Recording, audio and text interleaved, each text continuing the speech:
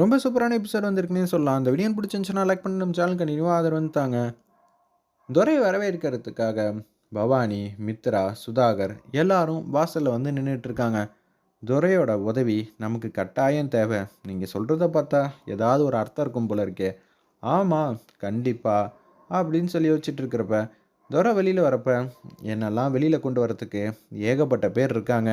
நான் சொன்னேன்ல மேடம், நீங்கள் என்னை கைவிட்டுருவீங்களோன்னு நினச்சேன். நல்ல வேளை மேடம், நீங்கள் என்ன சீக்கிரம் மீட் எடுத்துட்டீங்க 1 மாதத்துக்குள்ள. நான் உன்னை வெளியில் கொண்டு வந்திருப்பேன்ப்பா. இருப்பினும் டக்குன்னு உன்னை வெளியில் கொண்டு வந்துட்டேன்னா ஆதி சும்மா இருக்க மாட்டான். உன்னை பற்றி அவன் யோசிக்காதப்ப தான் நாங்கள் உன்னை வெளியில் வந்து கொண்டு வர முடியும். புரிஞ்சிச்சா? ஓகே மேடம், ரொம்ப சந்தோஷமாக இருக்குது. என்னையும் ஒரு ஆளா, நீங்கள்லாம் ரொம்ப பெரிய ஆளுங்க.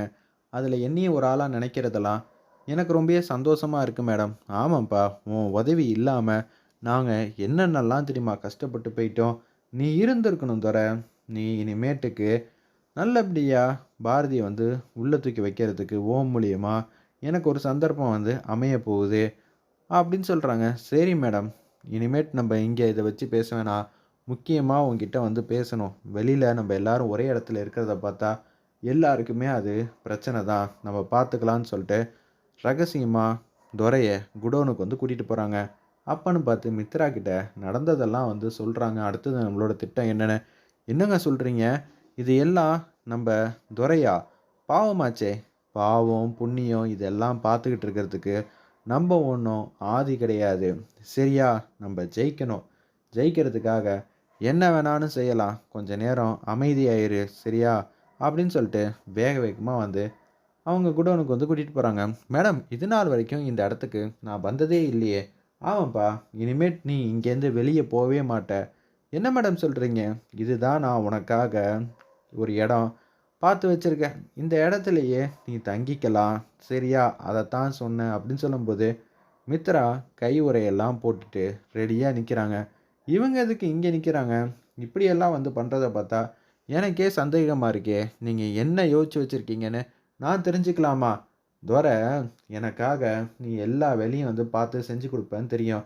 எனக்காக ஒன்றே ஒன்று மட்டும் செய்ப்பா சரியா? என்ன செய்யணும்? உன்னை பத்திரமா இங்கே அமுச்சு வைக்க போகிறோம். என்ன மேடம் சொல்கிறீங்க? என்ன பொய்யா? சும்மா நீங்கள் விளையாட்டுக்கு தானே சொல்கிறீங்க. இல்லைப்பா, அந்த பாரதியை எப்படி சமாளிக்கிறதுனே எங்களுக்கு தெரியல. அவள் எங்கள் வழியில் வந்து குறுக்க வந்துட்டா. அடுத்ததுன்னு அவள் எங்களை அடிச்சிட்டு போயிட்டே இருக்கா. நிப்பாட்ட முடியல. அவளை தூக்கி உள்ளே வைக்கவும் முடியல. இப்படியே அவள் என் பக்கம் திரும்பின மாதிரி மித்ரா பக்கம் திரும்பிட்டான்னு வச்சுக்கேன். அப்புறம் ஒன்றும் பண்ண முடியாது. நீ இங்கேருந்து போனதுக்கப்புறம் நாங்கள் எல்லாரும் சேர்ந்து அவன் மேலே பழிய போட்டுருவோம். எனக்காக நீ பாரதியை பழி வாங்கணுங்கிறதுக்காக இது கூட செய்ய மாட்டியா என்ன? மித்ரா மேடம், பாருங்க மேடம், என்னென்னலாம் சொல்லிகிட்டு இருக்காங்க அப்படின்னு சொல்கிறப்ப, என்னப்பா பண்ணுறது, இது ஒரு நல்ல ஐடியா, நீ ஒத்துக்கிட்டு தான் ஆகணும் அப்படின்னு சொல்கிறப்ப சற்றிலும் எதிர்பார்க்காத நேரத்தில் பவானி அதிரடியாக ஒரு விஷயத்தை பண்ணிடுறாங்க. துரையால் இதை நம்பவே முடியல. அதுதான் கண்டிப்பாக உங்கள் கூட எல்லாம் சேர்ந்ததுக்கு எனக்கு இதுவும் வேணும் இன்னமும் வேணும். நீ என்னமோ நல்லவன் மாதிரி பேசுகிற. எங்கள் கூட சேர்ந்தா பின்ன என்னப்பா உனக்கு கிடைக்கும் அப்படின்னு பவானி வந்து கண்ணாப்பினான்னு திட்டுறாங்க. எங்கள் அண்ணன் கண்டிப்பாக வருவான். திருப்பியும் எங்கள் அண்ணன் மூலியமா உங்களுக்கு எல்லாருக்குமே ஒரு முடிவு கிடைக்கும் அப்படின்னு சொல்லிட்டு அப்படியே அசந்து தூங்க ஆரம்பிச்சிடுறாங்க.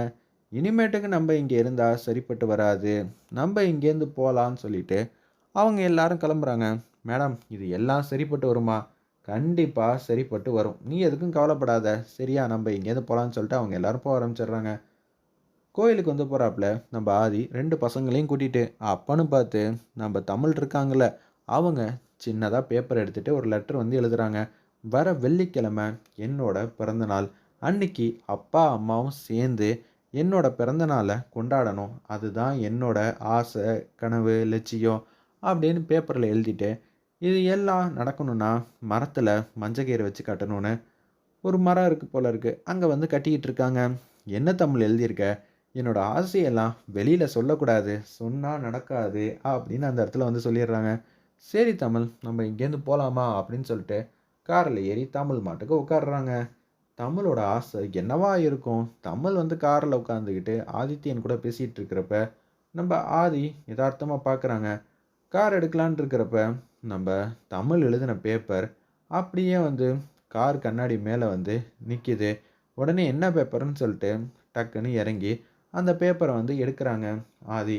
எடுத்துட்டு பார்த்தா தமிழோட கையெழுத்து. தமிழ் என்ன எழுதுனாங்களோ அது எல்லாத்தையும் தெரிஞ்சுக்கிறாங்க.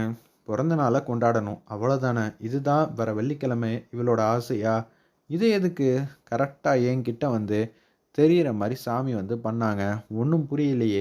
ஒரு வேளை இது சின்ன விஷயம், இது யாருக்கு தெரியுமோ அவங்களுக்கு தான் நடத்தி வைக்க முடியும்னு சாமி பர்ட்டிகுலராக நம்ம பக்கம் வந்து பேப்பரை வந்து பறக்க விட்டுட்டாரு போல இருக்குது. நம்மளும் எடுத்து வாசிச்சாச்சு. சரி, தமிழோட ஆசை இதுதானா, நம்மளால் ஈஸியாக வந்து நடத்தி வைக்க முடியுமே அப்படின்னு யோசிச்சுட்டு இருக்காங்க. சரி, நடக்கிறதெல்லாம் சந்தோஷம்தான். இந்த விஷயத்த தமிழ்கிட்ட சொல்ல வேணான்னு தமிழ் எழுதின பேப்பரை அப்படியே மடித்து வச்சுட்டு அப்படியே கேஷுவலாக வந்து, சரிம்மா, நிச்சயம் நீ ஆசைப்பட்டது எல்லாம் நடக்கும் அப்படின்னு சொல்கிறாங்க. என்னப்பா சொல்கிறீங்க? அதெல்லாம் ஒன்றும் இல்லை. சரி, நம்ம இப்போ வீட்டுக்கு போகலாமா அப்படின்னு சொல்கிறப்ப, என்ன ஆதித்யன், உங்கள் எல்லாரையும் பத்திரமா பார்த்துக்கிறது தான் இந்த அப்பாவோட கடமை. நான் எப்படிப்பா உங்களோட சந்தோஷத்தை விட்டு கொடுப்பேன்? நிச்சயம் நான் விட்டு கொடுக்க மாட்டேங்கிற மாதிரி யோசிச்சுட்ருக்காங்க. மேடம், எனக்கு ரொம்ப கவலையாக இருக்குது மேடம் அப்படின்னு மித்ரா வந்து பேசுகிறாங்க பவானிக்கிட்டேயும் ஏகாம்பரங்கிட்டேயும். நீ கவலைப்படாத, எல்லாத்தையும் நான் பார்த்துக்கிறேன். நம்ம கவனமாக வந்து அழைச்சிட்டு போயிருக்கோம். நம்ம தான் அழைச்சிட்டு போனோங்கிற விஷயம் தெரிஞ்சிருந்தா, அதனால தான் நான் பாரதிங்கிற பேரில் துரையை வெளியில் கொண்டு வந்தேன். அப்போனா என்ன அர்த்தம்? பாரதி தானே அழைச்சிட்டு போயிருக்கான்னு அர்த்தம். இதெல்லாம் ஒரு சின்ன விஷயந்தான். நீ எதுக்கும் கவலைப்படாத. இந்த வாட்டி நமக்கு சாதகமாக ஏகபோகா வந்து நடந்திருக்கு. நம்ம தான் ஜெயிக்க போகிறோம். இதில் மாற்றுக்கிறதுக்கு இடமே இல்லை. நீ எதுக்கும் கவலைப்படாத. நான் வரப்போகிறேன் உன் வீட்டுக்கு, சரியா? ஆதி அங்கே இருக்கக்கூடாது. அதுக்கேற்ற மாதிரி பிளான் பண்ணிக்க அப்படின்னு சொல்லும்போது மித்ரா ஆதிக்கிட்ட வந்து பேசுகிறாங்க. ஆதி, நீங்கள் எங்கே இருக்கீங்க? பசங்களோட இருக்க. அப்போ நான் வெளியில் எங்கேயாவது கூட்டிகிட்டு போயிட்டு வாங்கலேன். வீட்டுக்கு வந்துக்கிட்டே இருந்தா பசங்களுக்கு ரொம்ப சோகமாக தான் இருக்கும். ஏதாவது ஒரு இடத்துக்கு கூட்டிகிட்டு போயிட்டு வாங்க. சரின்னு சொல்லிட்டு ஃபோனை வைக்கிறாங்க. மித்ரா இப்படியெல்லாம் சொல்ல மாட்டாளே, என்ன விஷயம் அப்படின்னு சொல்லி யோசிச்சுட்டு இருக்காங்க நம்ம ஆதி. வெயிட் பண்ணி பார்ப்போம். எபிசோட் ரொம்ப பரபரப்பாக சூப்பராக இருந்துச்சுன்னே சொல்லலாம்.